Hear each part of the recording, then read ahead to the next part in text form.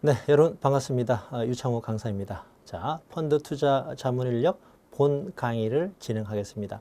첫 번째 펀드 일반 과목의 첫 번째 세부 과목 법규 시간입니다. 제가 오리엔테이션에서도 설명을 드린 것처럼 이 법규가 가지는 그 중요한 의미 아주 한 번 더 새겨 보시길 바라고요. 자, 열심히 학습을 해 보도록 하겠습니다. PPT로 제가 먼저 내용을 쭉 진행할 것입니다. PPT로 진행을 하고 마지막에 우리 교재를 통해서 확인하면서 마무리를 하겠습니다. 그리고 교재 앞부분에 있는 워밍업 부분도 꼭 챙겨 주시길 바라겠습니다. 워밍업을 제 강의를 듣기 이전에 미리 한번 보시면 어떤 부분이 중요한지를 감으로 알 수 있기 때문에 학습 효과가 올라갑니다. 그리고 제 강의를 다 들으신 다음에 복습도 하시고 가장 마지막 순서에 워밍업을 한 번 더 읽어보시면 중요한 내용을 체계화하는 그런 훌륭한 복습 효과가 있으니까 워밍업을 꼭 챙겨 주시기를 당부를 드리겠습니다. 자, 그러면 강의를 진행하겠습니다. 자, 집합투자의 정의가 나옵니다. 집합투자의 정의. 2인 이상에게 투자 권유를 해서 자, 모은 금전. 요것도 좀 주목을 하셔야 됩니다. 자본시장법이 개정되기 이전에는 투자 권유 자체를 2인 이상에게만 했으면 됐거든요. 그런데 지금은 이제 이 모으는 자체도 2인 이상으로부터 자금을 모아야 된다. 풀링을 해야 된다. 요거 하나 기억하시고. 자, 그 다음에 일상적인 지시를 받지 아니하고 누가 운용하나요? 펀드 매니저가 운용을 하죠. 그렇기 때문에 간접 투자가 되는 거죠. 자, 재산적 가치가 있는 투자 대상 자산을 취득하고 처분하고 그 밖의 방법으로 운용하고 그 결과를 투자자에게 배분하는 거죠. 실적 배당의 원칙이 있으니까요. 자, 이거를 그림으로 한번 풀어보겠습니다. 자, 펀드의 의미는 일단 그 자금을 모아야 되겠죠. 간접 투자이니까 여러 사람에게 2인 이상에게 투자 권유를 하고 아까 말씀드린 대로 2인 이상으로부터 투자 자금을 모아야 됩니다. 즉 한 사람이 다 돈을 냈다 이러면은 펀드가 안 되는 겁니다. 2인 이상으로부터 자금을 모아야 되는 것이고요. 자, 그리고 누가 운영한다? 펀드 매니저가 운용을 하니까 요거는 이제 소위 말해서 간접 투자 그리고 전문성이 있는 거죠. 전문적인 투자가 된다라는 겁니다. 그리고 투자자는 펀드 납입을 하고 이 내 돈을 어떻게 운영해 주세요라고 얘기를 할 수 없다는 거죠. 일상적인 지시를 투자자로부터 받지 않는다라는 것입니다. 자, 그리고 이 결과는 수익이 나면 좋겠습니다만 손해가 난다 하더라도 투자자에게 귀속이 된다라고 하겠습니다. 자, 이 부분에 대해서 예제를 보겠습니다. 집합 투자의 특징으로 잘못된 것은 자, 지금 그 오지선다이잖아요. 요거는 이제 제가 학습 효과를 위해서 이제 만든 것이고 실제 시험은 사지선다입니다. 자, 그러면 공동 투자잖아요. 그죠? 풀링을 하니까 공동 투자. 그리고 자, 앞에서 이제 봤을 때 그림을 연상하시면 되겠습니다. 공동 투자 그리고 실적 배당 원칙이 있었죠. 이익이 나든 손해가 나든. 자, 그리고 펀드 운용의 독립성, 일상적인 지시를 받지 아니하고. 자, 답은 몇 번이에요? 직접 투자가 아니죠. 간접 투자가 되겠습니다. 자, 그리고 분산 투자는 뭐냐면요. 분산 투자는 자, 펀드는 이제 우리가 이것도 중요한 부분입니다. 뒤에서 보시면 아시겠지만은 10% 종목에 제한이 있습니다. 종목에 대한 투자는 펀드 재산의 10%만 해야 되거든요. 이렇게 하지 않으면 간접 투자의 의미가 퇴색이 될 수 있습니다. 왜냐하면 그 직접 투자를 하면 위험이 많기 때문에 간접 투자를 할 텐데 간접 투자의 가장 중요한 원칙이다라고 할 수 있는데 이 분산 투자 원칙을 두지 않는다면 소위 말해서 펀드 매니저도 사람이니까요. 수익률이 다른 사람에 비해서 나의 펀드 수익률이 떨어진다 그러면은 욕심이 나서 감정 통제를 못해서 소위 말해서 몰빵 한꺼번에 다 살 수 있다 이런 얘기입니다. 이런 제한을 두지 않으면 간접 투자가 예, 뭐 직접 투자 별로 다를 바가 없는 그런 결과가 될 수도 있기 때문에 자, 분산 투자 원칙은 반드시 들어갑니다. 자, 뭐 내용은 평이하고 쉽지만 아주 중요한 내용이니까 기본을 잘 닦아야 되는 거죠. 자, 그 다음에 집합 투자의 분류가 나옵니다. 네, 일단 이 분류 책에도 어떠한 관점에서 예를 들어서 공모형, 사모형은 어떤 구분이냐, 개방형과 폐쇄형은 어떤 구분이냐, 법적 형태는 또 어떻게 구분하느냐, 이렇게 기준에 따라 어떤 분류가 되는지를 잘 이해를 하셔야 되는데, 제가 OT에서도 말씀드린 대로 중복이 자꾸 됩니다.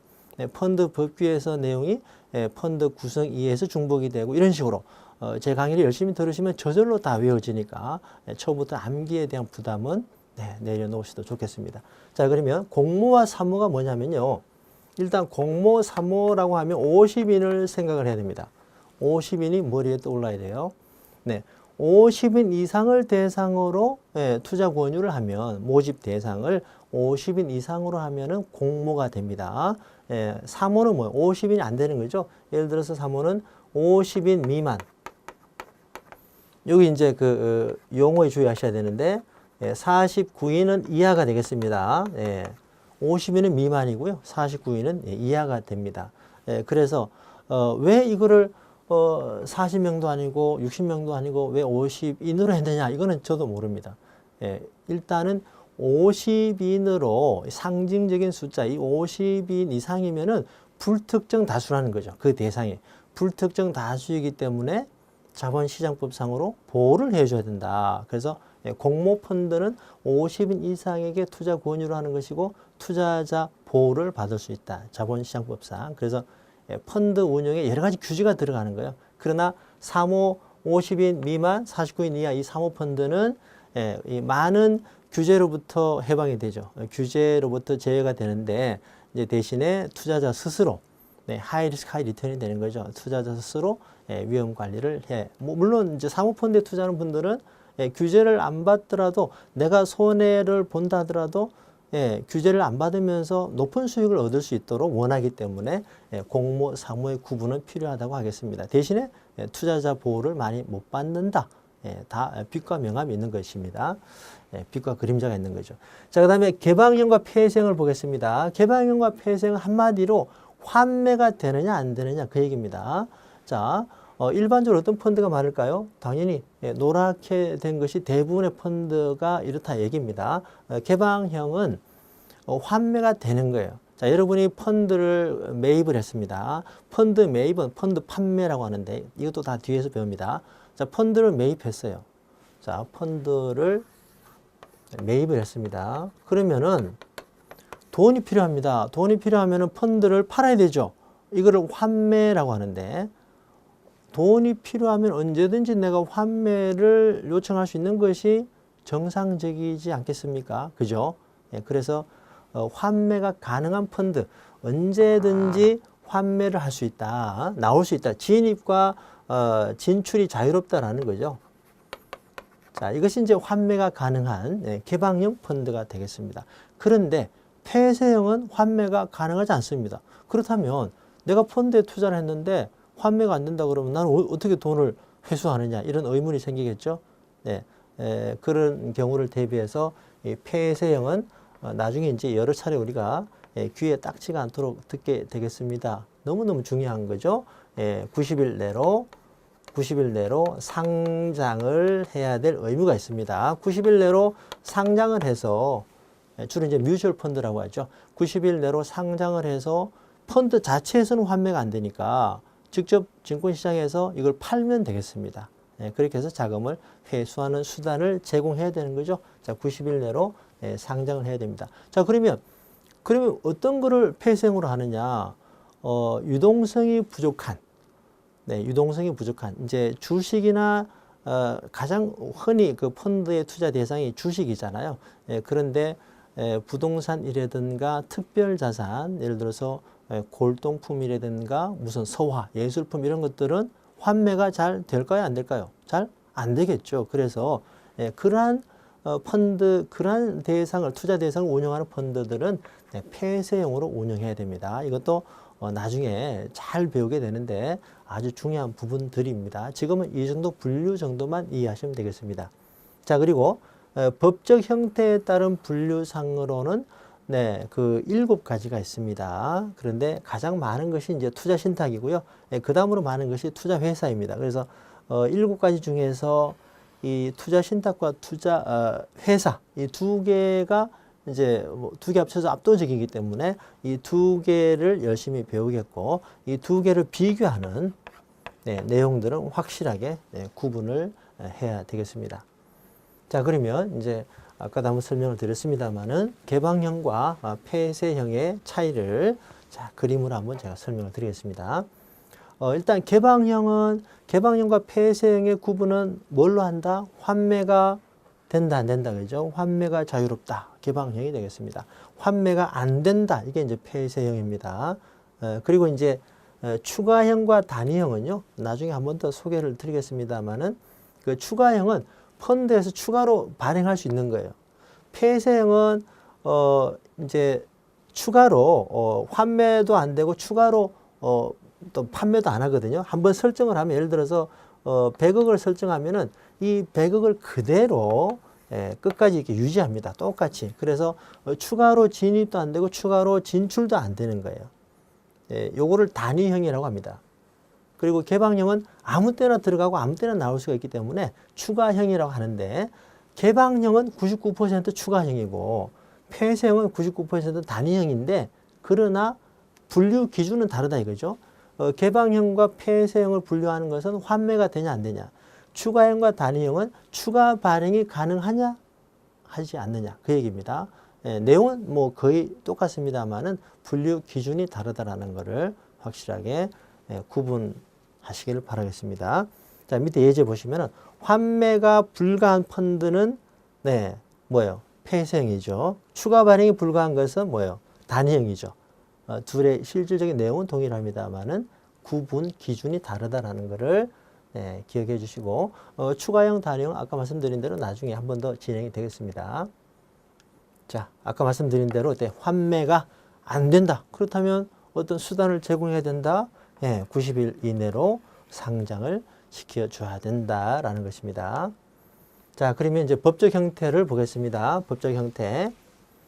네, 투자 신탁, 투자 회사, 이 이제 유한회사, 합자회사, 유한책임회사, 합자조합, 네, 익명조합이 있는데 이거를 세 개로 구분하시면은 자, 신탁은 신탁형이고요. 자, 회사자 들어간 거는 단순하죠. 회사형입니다. 그리고 조합자가 들어가면 네, 조합입니다. 그러니까 사모펀드를 빼고 몇 개요? 둘, 셋, 넷, 다섯, 여섯, 일곱. 공모형 7가지라고 하고 이제 사모를 추가하면 전체 펀드의 종류는 8가지인데요. 주로 7가지라고 하는 것은 이제 공모가 가능한 공모형은 7가지다 이렇게 보시고요.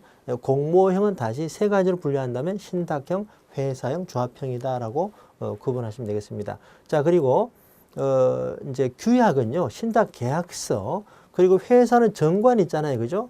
네, 정관. 네, 정관은 상법의 법원이다 뭐 이런 말도 있긴 한데 정관이 이제 법률의 근원이다라는 거죠. 회사는 정관이 있어야 됩니다. 여기에 규율을 받는다라는 거죠. 자, 그다음에 조합형은 이제 조합 계약이 있는 것입니다. 자, 그리고 각각의 펀드에서 발행하는 그 집합투자 증권을 부르는 이름이 또 다른데 신탁은 수익증권입니다. 수익증권. 네, 수익증권이라는 말은 많이 들어보셨죠.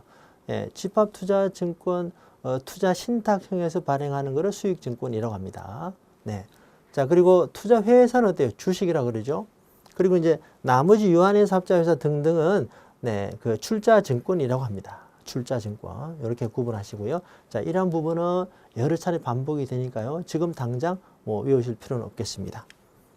자, 그러면 이제 이 정도 문제는 확실하게 대응을 해야 됩니다. 어때요? 법적 형태에 속하지 않는 것은 네, 한명회사는 없죠. 한명회사는요.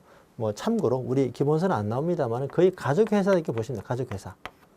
한두 사람, 뭐 두세 사람, 가족회사다 이렇게 보시면 되겠습니다. 자, 그리고 이제 중요한 집합투자기구의 어떤 기능, 집합투자기구가 어떤 구조를 가지고 투자 기능을 수행하느냐, 에서 나오는 중요한 이제 단어가 삼면 관계입니다. 집합투자기구의 삼면 관계. 당사자가 세 사람이 있다라는 거죠. 은행은 이면 관계입니다. 예금자와 은행, 그죠? 은행은 이면 관계, 펀드는 삼면 관계인데, 삼면이 위탁자와 수탁자와 수익자입니다. 위탁자는 펀드를 설정하고, 펀드를 만들고, 나중에 또 해지하려면 이제 해지를 하고, 또 이 재산을 운용하죠. 운용. 설정하고, 해지하고 운용하는, 집합투자업자라고 합니다. 집합투자업자. 집합투자업자가 뭐 다른 말로 자산운용회사다 이렇게 보시면 되겠습니다. 자, 그래서 이제 위탁자가 집합투자업자입니다. 집합투자업자가 수익자죠. 수익자가 여러분이 펀드를 사게 되면 이제 수익자가 되는 거죠. 대부분이 다 투자 신탁이니까요. 자, 투자를 하게 되면 이 풀링한 재산을, 펀드 재산을 집합투자업자가 운용을 하는데, 운용을 자기가 직접 돈을 가지고 샀다 팔았다 하지 않습니다. 그 재산을 수탁자가 대신 관리해요. 자산의 보관 관리를 한다. 그래서 이제 여기서 지시를 합니다. 운용 지시를 하고 이 지시를 받아서 사고 팔고 배당을 하면 이제 배당을 하고 뭐 이렇게 돌아가는 거죠. 이것이 이제 삼면 관계인데, 이렇게 그 자산을 따로 구분하는 이유가 뭐냐? 위탁자가 운용은 하지만 그 재산을 직접 자기가 가지고 보관하는 것은 아니거든요. 이렇게 그 위탁자와 수탁자, 재산의 보관을 수탁자로 하여금 신탁업자라고 합니다. 신탁업자. 주로 은행이죠. 따로 보관하는 이유는 이렇게 해야 이제 이 관계가 투명해집니다. 또 사고가 나지 않습니다. 금융기관은 이 돈에 대해서는 인간의 탐욕이 있기 때문에 관리를 제대로 하지 않으면은 언제 어떠한 사고가 터질지 모릅니다.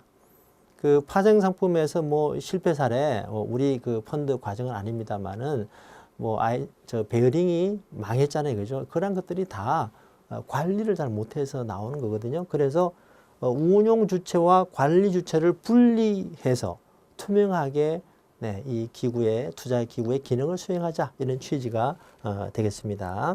자, 그래서 일단 여기서 삼면 위탁자, 수탁자, 수익자가 뭐고 어떤 역할을 하느냐, 기본 중에 기본이 되겠습니다. 그리고 집합투자 기구, 그 기구가 영어로 비클입니다. 그러니까 이러한 삼면의 구조를 가지고 여기서 돈을 투자하고 운용하고, 자, 펀드를 설정하고 투자하고 운용하고 여기서 관리하고 배당을 하는 이러한 투자의 기구, 비클, 집합투자 기구를 말하는 겁니다. 그래서 이제 옛날 말은 펀드죠, 펀드.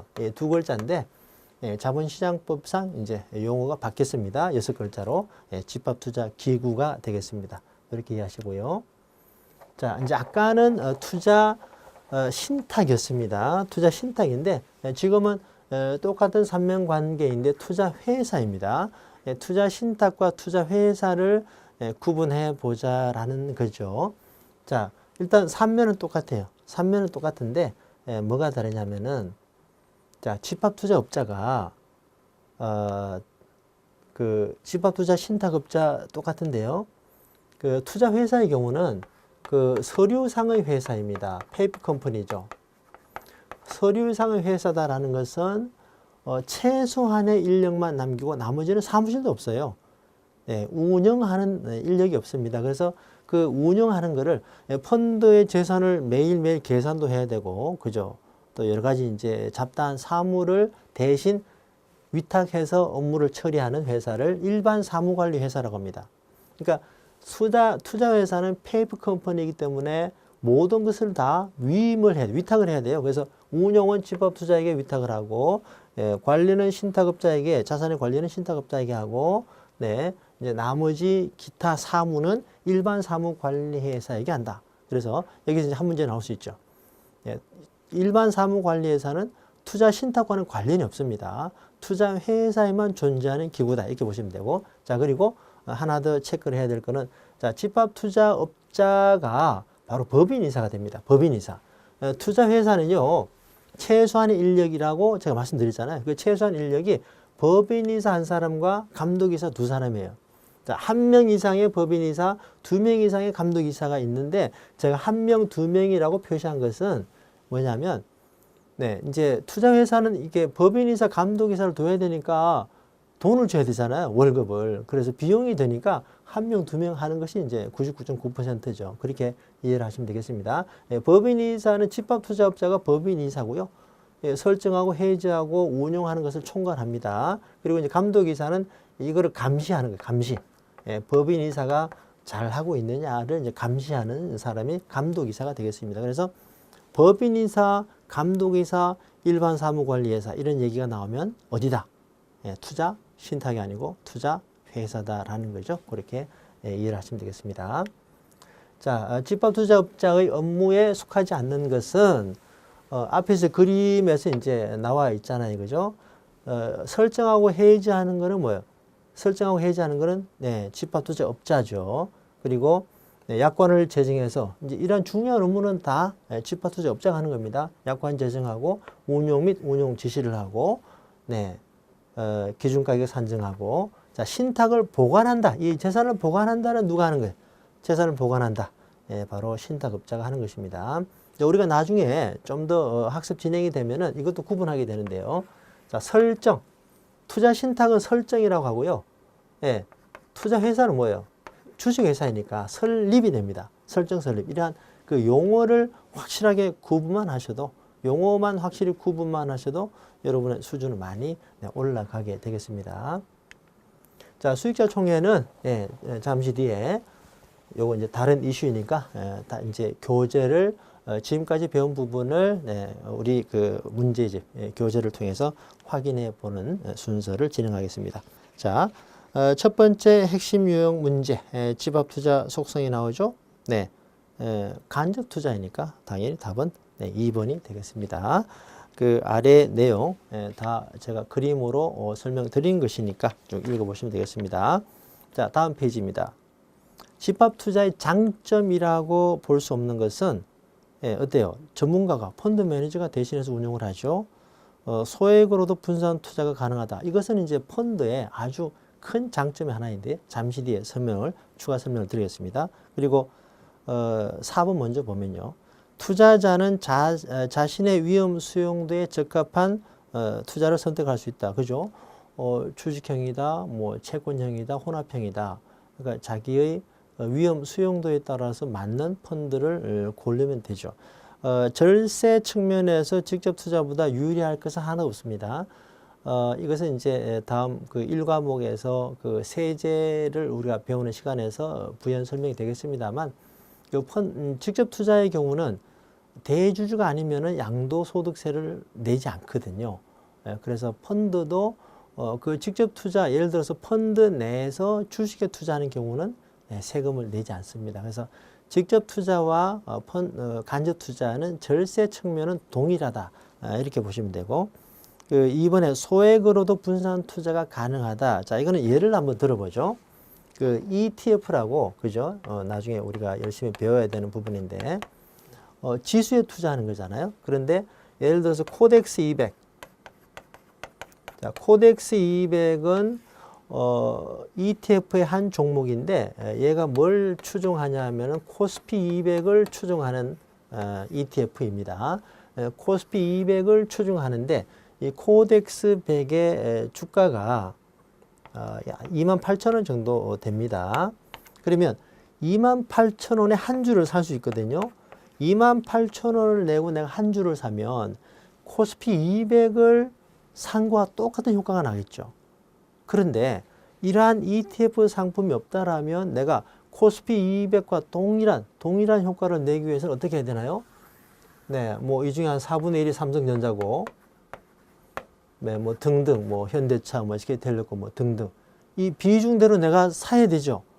예, 비중대로 사기도 매우 힘들고 또 돈도 많아야 되죠. 삼성전자 한 주만 하더라도 200만 원 넘으니까, 그죠? 네, 그런 상황이니까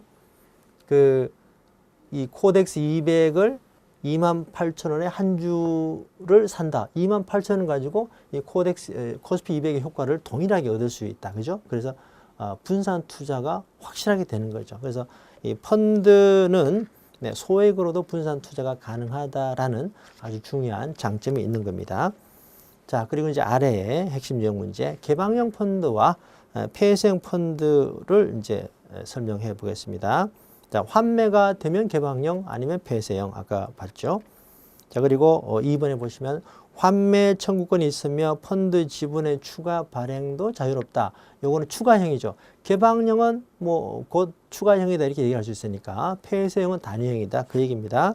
자, 3번에 폐쇄형 펀드는 원칙적으로 추가 발행이 안 되지만 요건을 갖출 경우에 단위형이니까 추가 발행이 안 됩니다만은 뭐 세 가지 요건이 있어요. 요건을 갖추면은 추가 발행이 됩니다. 네, 그 요건은 이제 나중에 설명드릴 기회가 있습니다. 자, 그리고 이제 4번에 폐쇄형 펀드는 개방형 펀드에 비해서 운용의 제약이 크다. 반대로 운용의 제약이 작다입니다.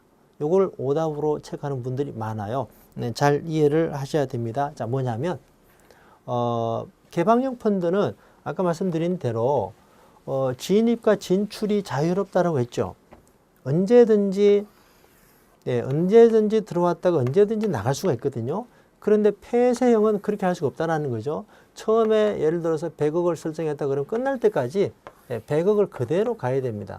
자, 그러면 여러분이 펀드 매니저라면 이런 펀드가 좋을까요? 이런 펀드가 좋을까요? 운용을 해서 펀드 매니저 입장에서 운용을 해서 성과를 잘 내서 그에 대한 성과 인센티브를 받고 싶다 이렇게 할 경우에 어떤 펀드가 좋을까요? 펀드 매니저 입장에서 당연히 이게 좋겠죠. 왜냐하면 개방형은 들락날락하기 때문에 돈이 펀드 운용자의 성과를 알 수가 없어요. 그죠?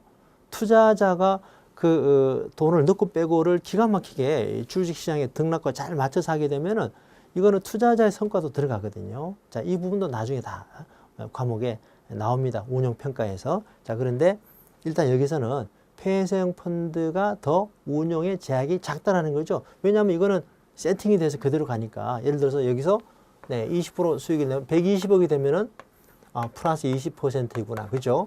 이렇게 쉽게 그 성과를 구분할 수 있기 때문에 펀드 매니저는 자유롭게 그죠?